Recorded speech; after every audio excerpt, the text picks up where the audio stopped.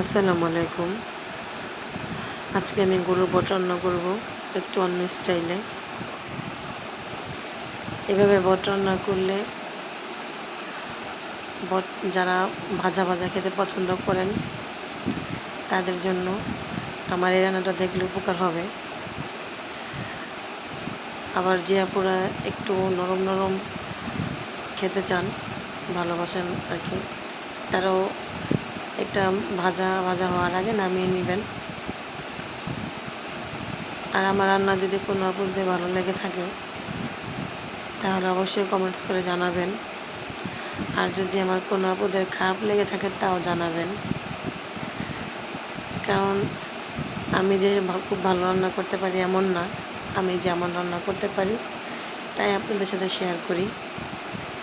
হয়তো আমার ভুল থাকতে পারে, কোনো বিষয় হয়তো আমি নাও জানতে পারি। আমাকে কমেন্টস করে জানিয়ে দিবেন আমার ভুলগুলো, আমি শুধরানোর চেষ্টা করব।